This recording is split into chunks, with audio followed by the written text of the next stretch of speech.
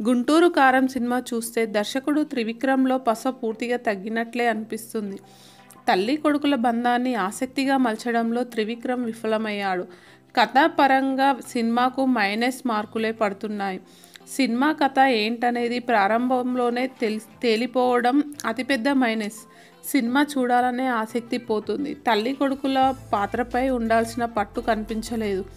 కొడుకుతో agreement sign చేసినంత మాత్రాన రాజకీయంగా ఇబ్బందులు రావని చూపించడంలో లాజిక్ పూర్తిగా మిస్ అయింది. త్రివిక్రమ్ చూపించిన రాజకీయ ఎత్తుగడలు సహజత్వానికి దూరంగా ఉన్నాయి. ఇక సినిమాకు ప్లస్ పూర్తిగా మహేష్ బాబు నటన. మహేష్ బాబు పాత్ర చేసే హంగామా, అతని ఎనర్జీ, మాస్ పాటలు, క్లైమాక్స్ సీన్స్, కొన్ని ఎమోషనల్ దృశ్యాలు సినిమాకు హైలైట్ అని చెప్పవచ్చు. సినిమాకు మహేష్ బాబు నటన హైలైట్. అద్భుతమైన డ్యాన్స్ కూడా కనిపిస్తుంది. కుర్చీ మడతపెట్టి పాటలో మహేష్ శ్రీలీల హంగామా చూసి తీరాల్సిందే అంటున్నారు ప్రేక్షకులు.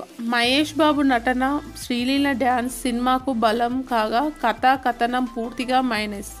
త్రివిక్రమ్ మార్కు సినిమాలో కనిపించలేదు. ఓవరాల్గా చెప్పాలంటే గుంటూరు కారం సినిమా మాస్ని ఆకర్షిస్తుంది, అలరిస్తుంది. దర్శకుడిగా త్రివిక్రమ్ ఈ సినిమాతో ఫెయిల్ కాగా నటుడిగా మహేష్ బాబు నెక్స్ట్ లెవెల్ చూపించాడంటున్నారు. కేవలం మహేష్ బాబు నటన కోసమే సినిమా చూడవచ్చు. త్రివిక్రమ్ ఇప్పుడు కొత్తదనం కనిపించడం లేదనేందుకు ఈ సినిమానే ఉదాహరణ. గుంటూరు కారం 9th డే కలెక్షన్స్ ఎలా ఉన్నాయో చూద్దాం.